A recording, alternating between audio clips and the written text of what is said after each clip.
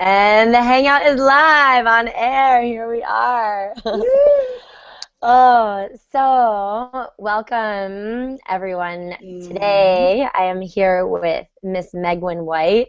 And right before we just pressed broadcast live, she and I were just getting into the flow a little bit. And we're both like just shouting and dancing. And I'm like, I think I got a kindred spirit right here. Yes.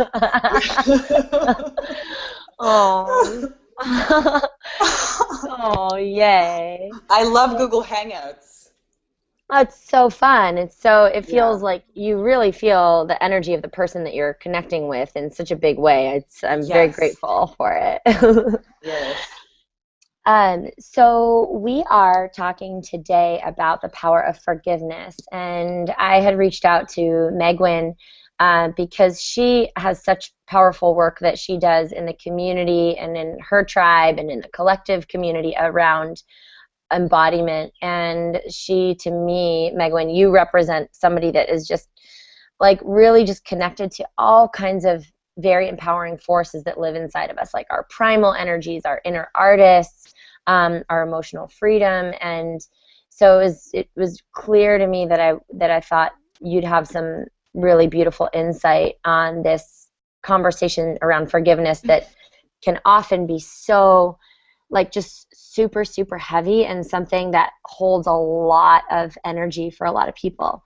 Mm. So I wanted to just start by just asking you what inspired you when I first reached out to you about being involved with this project and watching this film Beyond Right and Wrong and speaking about your story. What first inspired you to be a yes to this? Mm.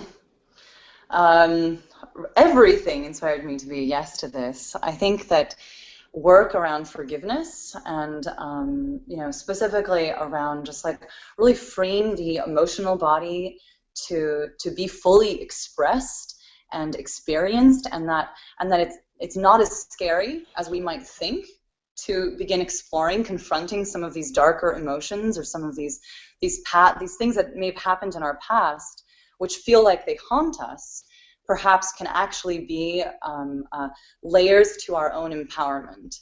So for me, the Genes for Justice organization is just so awesome because it's basically it's reaching young people at that age, at that like peak age, where they're really the most vulnerable, they're really the most open, and they're basically beginning to envision and imagine the world, right? The way the world may be. And if they are like kind of isolated and don't have, let's say, an outlet to share and talk, especially about something around like sexuality, and just feelings that perhaps they're not, totally comfortable to share at home, but they have, a space where they can really be a part of the collective. I think that is like just something that perhaps is reemerging in this new paradigm that we're in, where we're so connected through things like Facebook and through just the internet in general, that we have this opportunity to begin opening up more and more dialogue, more and more connection, and broadening the scopes of our communities also, so that our tribes are not just the tribes that we're physically connected to, but that you're part of my tribe, Mm-hmm. right? And that we can begin really healing, some of these deeper traumas and deeper wounds that are just part of the collective, really. I see Yeah. all of these things. It's not, to me, the thing that inspires me, especially about, just having this dialogue with you, is that it's really, to me, not about just the individual anymore. When we talk about healing these traumas or forgiving, we're really healing the collective energy. So to what you're doing is just so beautiful because you're tapping right into that, and I'm really interested in tapping into that as well. It just feels like it's the fastest track to freeing ourselves. Mm, yes. Yes, absolutely. I love what you just shared, and I love how you just brought it also into the work with teens and that very like vulnerable and impressionable age. Um, and so right before we had got onto the live broadcast, it was Megwyn and I were talking about starting talking about shame. Megwyn was starting to go into shame, and I was like, wait, pause. We got to do this live. The shame piece, like, is actually a huge piece of what we do with the work with teens, and also just like because I think a lot of times the reason why we don't share our stories and the reason why we don't allow ourselves to fully express is because shame is such a big oppressor in so many ways, and creates so much fear of that intimacy and being seen. So I was curious around like as we're starting to talk about this this freedom and the young people and the power of forgiveness. Like, I'm really curious about the way you see shame like playing into that. Yeah, to me, it's kind of like I wanted to sort of almost define shame a little bit. So to me, shame is really like this kind of, to me, it's like it's almost the body's response when something is very traumatic, right? Something happens, it's really traumatic, and the body, let's say, doesn't have the tools or the resources to be able to integrate all of those emotions, right? So it then arrests the emotions in the body, in the psyche, and basically it becomes like a dam, like a just a stuck dam around all of these emotions, and that then disassociates the person from the integration with their own emotions, right? They become disassociated from the full spectrum of who they really are as a human being. And so this kind of clutch around the emotions becomes a pattern, and that's the first shame. So there's actually, I believe there's two types of shame. There's that initial trauma shame, which, you know, almost everyone has experienced some type of trauma. But then there's this secondary shame, which is the consistent shaming that we have around ourselves and of actually not living our true essence, like really not being our full expression of self. So how that type of shame then manifests in, God, I should have said this, or I should have smiled more, or I should have talked about this, or, you know, I shouldn't, you know, wear this because that makes me look stupid and the people are going to see. And so there's this kind of secondary shaming that goes on. And one of the things that I've been really presencing, both for myself, my friends, and all of my clients, is to begin noticing that secondary shame. Because when you can start to identify, oh my God, I'm re-shaming myself. I am re-shaming the child in me that was traumatized, that was victimized, that didn't have the tools, that didn't have the resources, that didn't have the connection specifically to the primal energies. And that's the emotions, right? Those are the emotions. So when you notice yourself beginning to, wow, like I'm shaming again on top of myself, I actually just like to kind of speak to the energy of the shame right then and there, and I will use the expletive, you shame. That needs to be a t-shirt for sure. I want that one. Totally. F you, shame. Totally. Can we say it? Can we just say fuck you, shame? Fuck you, shame. Fuck you. Yeah. Fuck you, shame. And so you say fuck you, right? So because that secondary shame, it's usually tipping you off that shame that's underneath wants to be released. It's like it wants to flow. Emotions want to let go. So it might get triggered by someone that's maybe making you feel uncomfortable, right? Because again, there's emotions under the surface that want to be embodied, want to be expressed. And this just meta level shift in someone's awareness can be really huge, especially if you're doing any kind of work around primal integration. And I you know, that for me is, again, integrating emotions, embodying those emotions through your expression of your body, right? Through singing, through whatever way you tap into that, right? And like really holding that presence for yourself, because to fully integrate with all of the emotions and to then gain, because you're gaining something when you do this, by the way. It's not just letting the emotions go, like saying bye-bye anger, you know, bye-bye sadness. You're actually saying hello anger, hello sadness. Now the anger and the sadness are online to protect me, my animal self, it can, then I can have that as a resource when I need it, because it does serve us. They're all resources. They're all potential energy, right, to express and to create change in the world also. Absolutely. So. Absolutely. And there's something, first of all, I did not pay Megwyn to talk about the singing thing. She just did that all on her own. But there's something, like, I so resonate with what you say, and I also really resonate with even just when we were like saying the expletive and like fuck you to shame, it's almost like allowing the shame to be the villain and allowing the blame, like, to me, the other, like, there's other villains, especially in the work with Genes for Justice, that, like, there's other villains that allow us to actually not blame each other as a humanity and not create this us and them, but it's like, actually, the villains are shame. Yeah. The villains are blame. The villains are apathy. The villains are indifference. It's like, so how do we, rather than attacking one another, how do we attack or transmute, or if we have to have a villain, because sometimes we almost have to have a villain to, like, pour it out to, how do we, rather than taking that out on ourselves or one another, how do we take that energy out on, like, the quality of indifference? Like, I hate you, indifference, for making me not care, or for making, you know what I mean? And it's like, it's like a channel.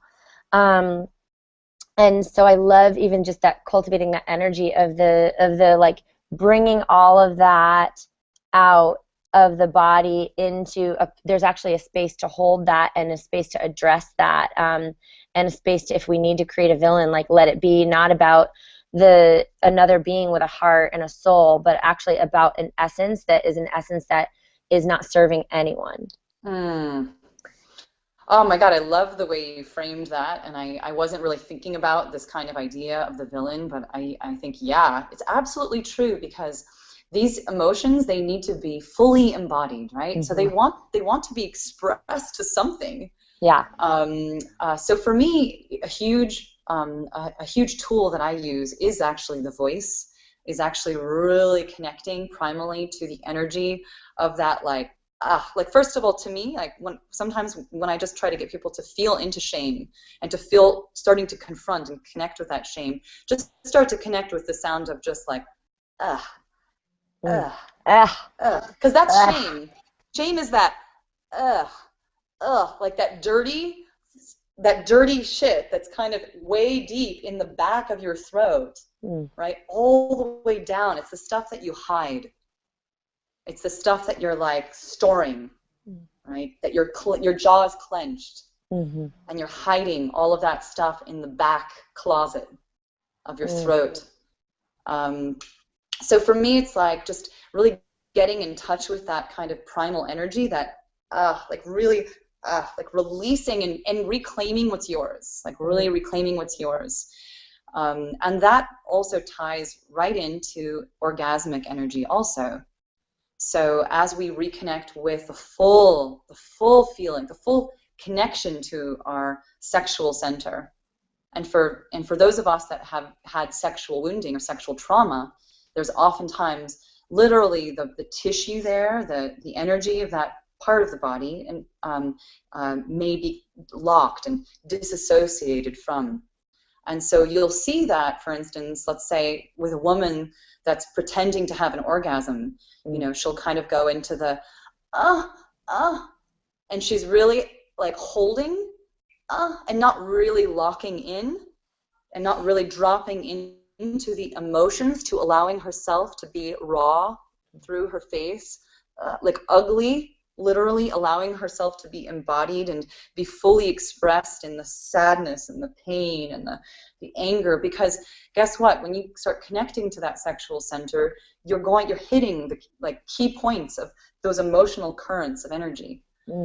So that's the root, I believe, of where the shame energy needs to be uprooted, needs to be unfurled, and it's literally like reconnecting the electrical currents of that area to the voice and to the primal expression of claiming and owning your existence. So to me, when I say fuck you, shame, what I'm also saying is fuck you, shame. I deserve to exist. I deserve to live and be fully expressed as a human being. Fuck you, shame. I don't have to change myself because of you. You know what I'm saying? So it's Oh, like really yeah. owning that. Yeah.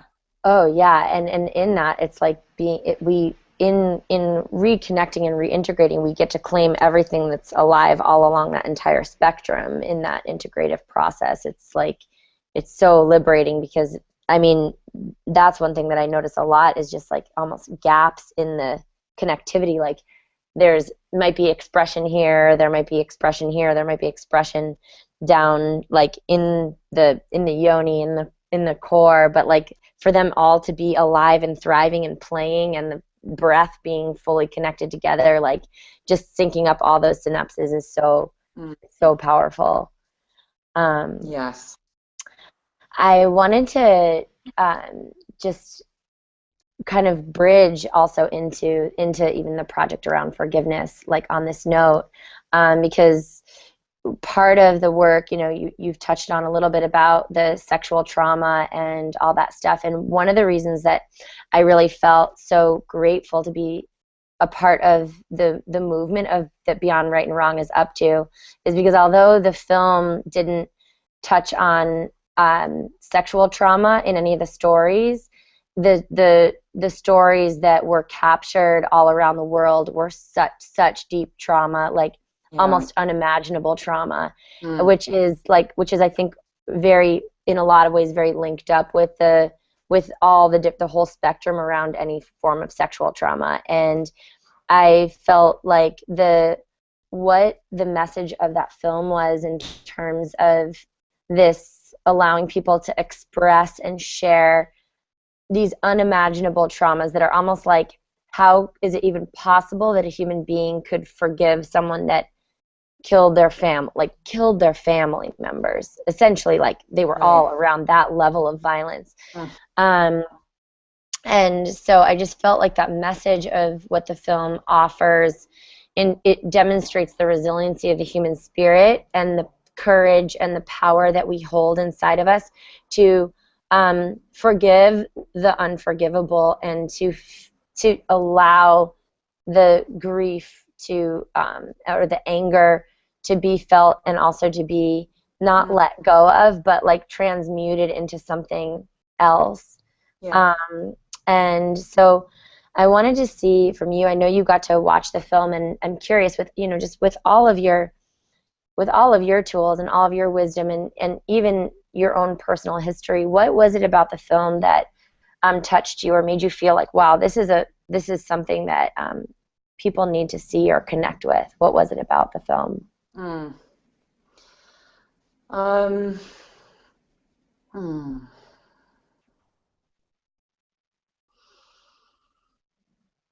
Well, I think that for me, what there's so many aspects to the film that I loved, and so many of the stories that were actually so similar to each other. You're kind of watching the film, and you're sort of just like, it almost feels like one story kind of weaves right into the next one.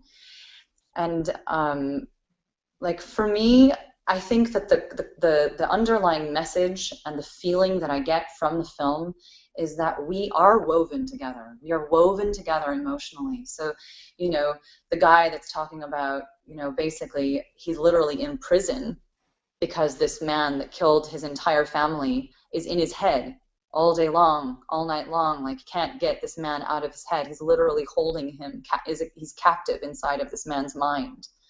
And then when they had, for instance, that scene when they are exchanging the stories and of how that man was so, in a strange way, appreciative to get all those details from, this man that killed his whole entire family.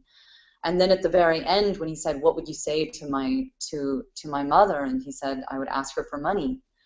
And you just kind of get into this like feeling of like, oh my God, like how like deep are people's pain, that they feel so lost, that that's like at the root level, like on the animal level, they don't feel like they're taken care of. They don't have a home. There's no one there to hold them.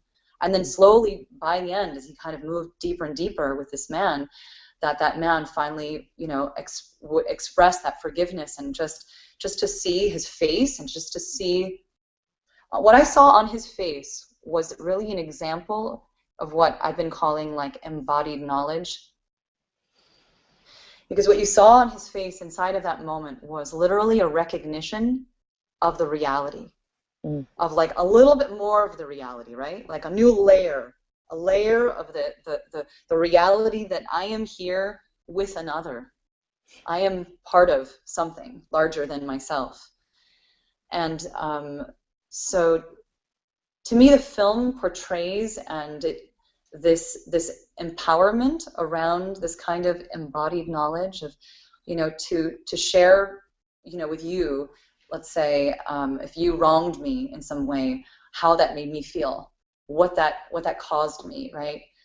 And then you get to actually feel and empathize, meaning you're actually mirroring those feelings inside of that moment, experiencing what I'm feeling, right? We're then sharing a kind of embodied knowledge. We're actually learning through this connection. And so it's bridging, you know, it's actually bridging like lightness, story,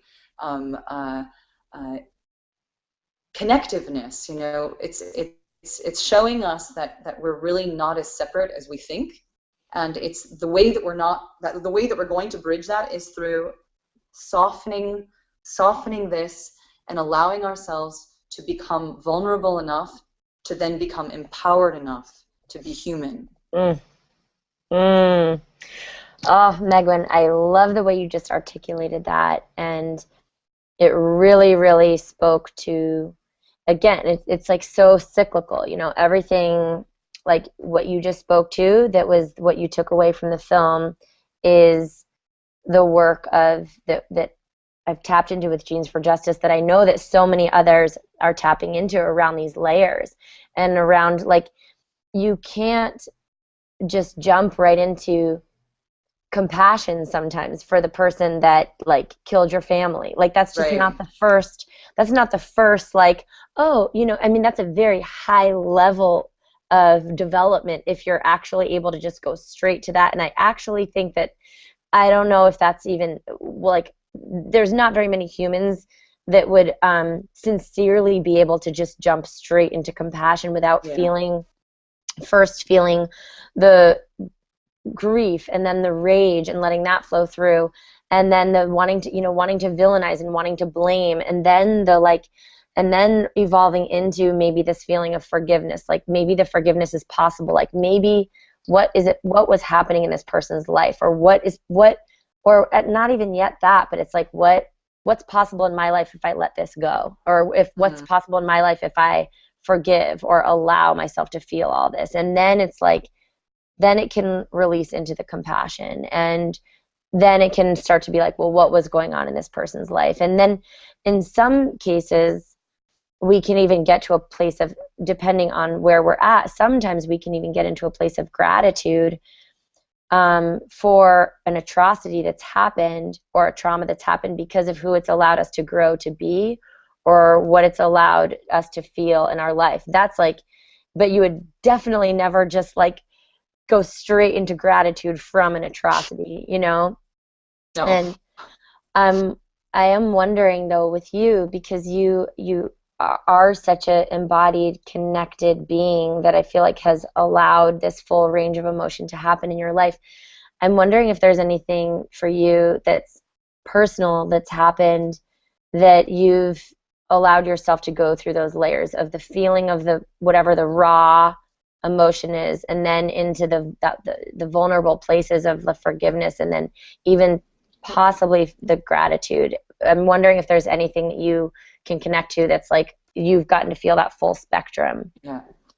Well, I think, you know, as I was listening to you talk about, you know, forgiveness, and as you were saying how, you know, we don't immediately jump right into this state of forgiveness, but I think we tend to, in our society, kind of think that that's the way it is.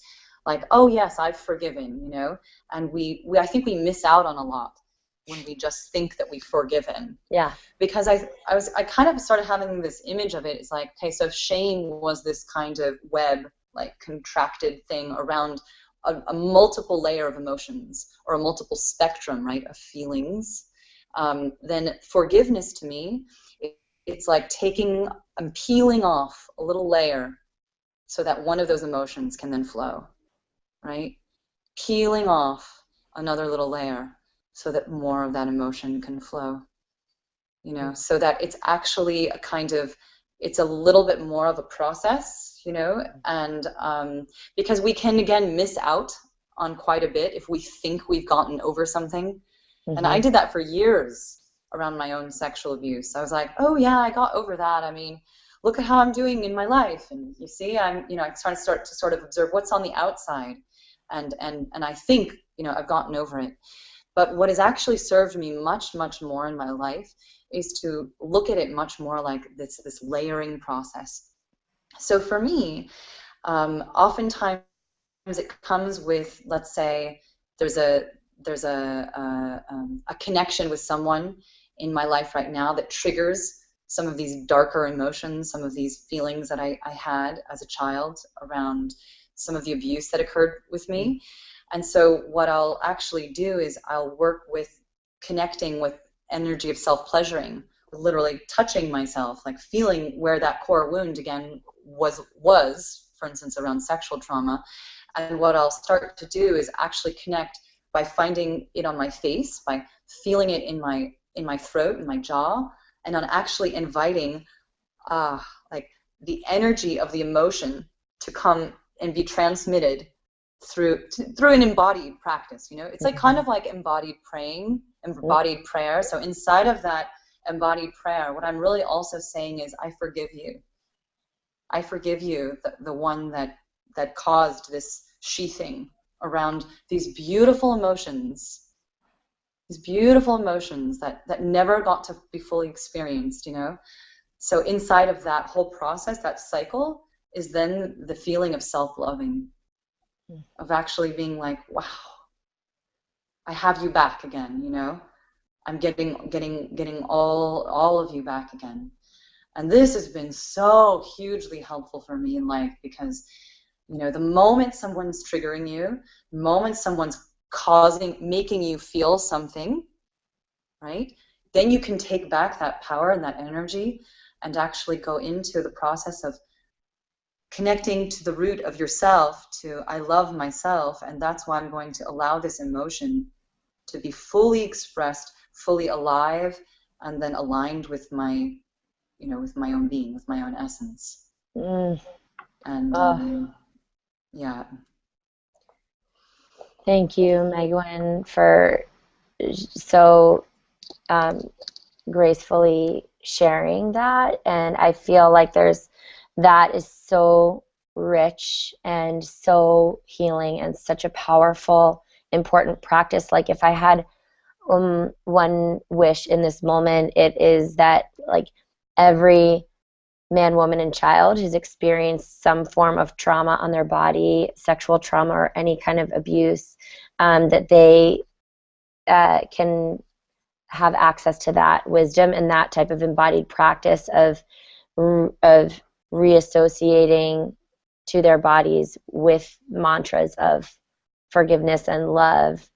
And we have a delay on our thing, and I really want to sing a prayer with you. I don't know how. I know, so I'm gonna just sing it. It's really simple, and I just sing with me I don't really care. It's like, if it sounds good or not good, because my whole thing is we don't sing to be good, we sing to be free.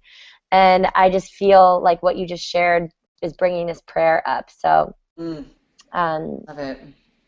It goes like this, and just sing as you feel called. It goes, bless you, thank you, I love you. Please forgive me, I forgive you. Bless you, bless you. Thank you, I love you. Please forgive me. I forgive you. Bless you, bless you. Thank you, I love you. Please forgive me. I forgive you. Wow. Mm. Mm.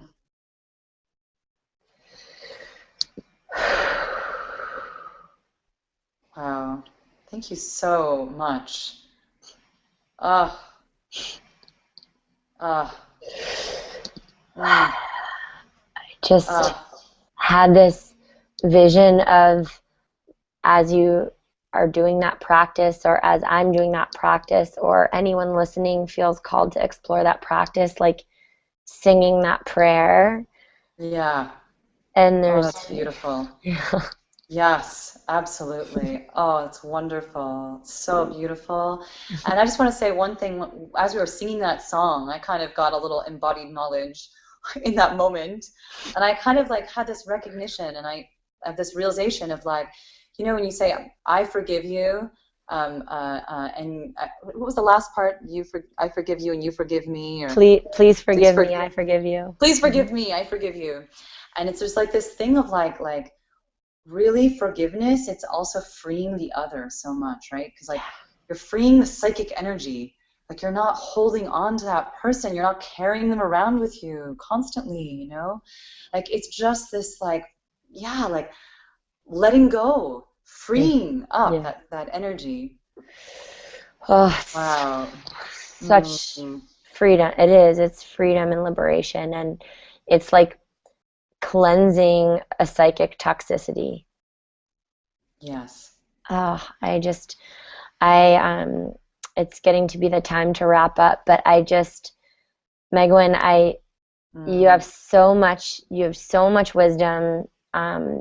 I feel it coming out of your essence, your pores, your soul, your body, your voice, like even just you gave such valuable, even just little tools and tips today, and even like what I feel like you even present some things that can allow even anyone who's out there that this interview and this message is having them feel inspired or called to watch the film. I feel like you've even given some little embodied practices to do as someone might be feeling triggered by anything that's coming up in the film and that's alive inside. And so I just really feel so much gratitude for what you hold as a woman, as a teacher, as a healer, as a sister, and just as a ecstatic life expresser and liver, allowing life to flow through you in all its expressions. So, I just thank you so much for carving out the time and for just being such a feeling human, a feeling woman, and there's such wisdom in that.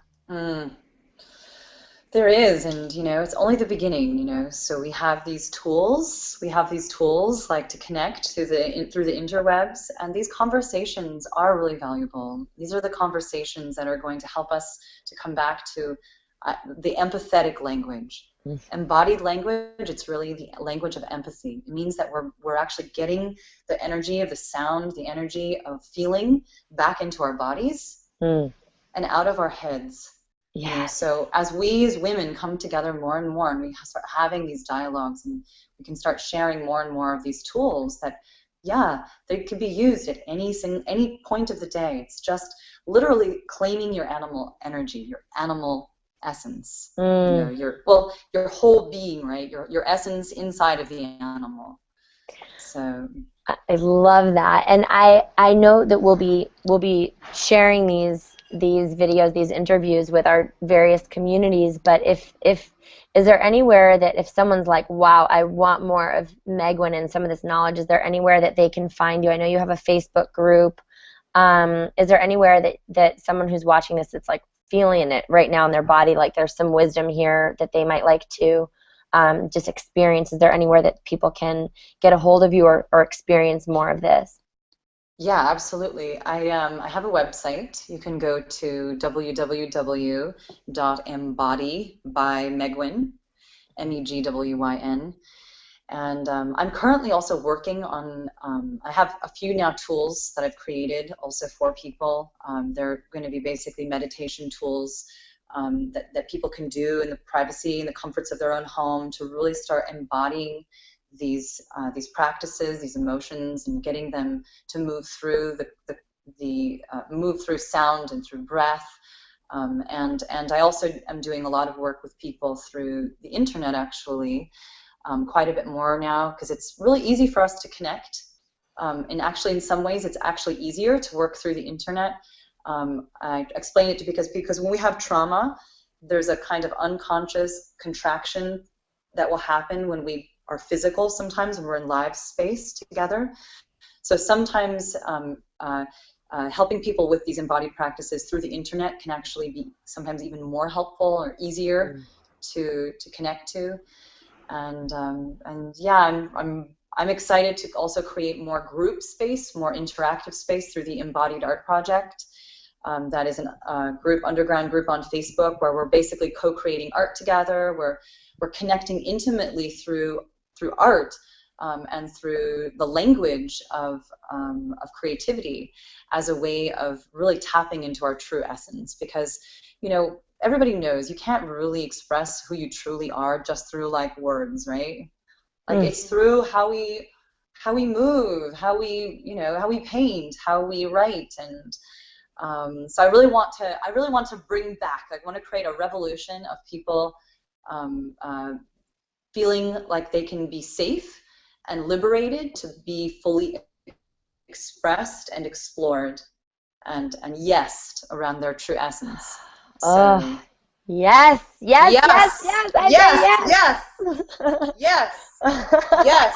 It's such a good word. Yes. It's so yes. It's so big, right? So good. Yes.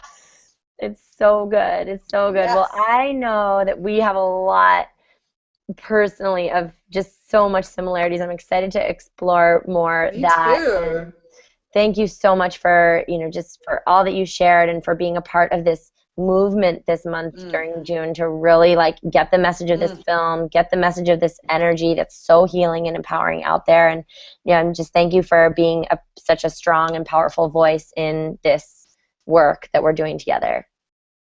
And thank you just for being just stunningly gorgeous and in your own expression of your own essence. I just really like want to honor you and just say that you're really leading, that movement of vulnerability, of really open, raw expression. You're kind of a muse to me of like this, like, yeah, no, seriously, we're bringing like it's the age of the muse, but no, you're really like embodying the gorgeousness of vulnerability through your singing, and I just want to keep encouraging you around that also, just to keep sharing that. It's just such a gift, such a blessing, and just thank you so much for everything that you're doing. And and I'm excited. I hope we can keep bridging and sharing. Yes, for sure. Yes. Oh, well, so Megwyn and I are going to go and just have a girl crush session offline. But thank you again. And please, if you're watching, share this with anyone that you feel might be inspired by just what Megwyn had to share, inspired by the film. And yes, we will be rolling it out all month. So many blessings, Megwyn. Have a beautiful day. Bye, love. Bye.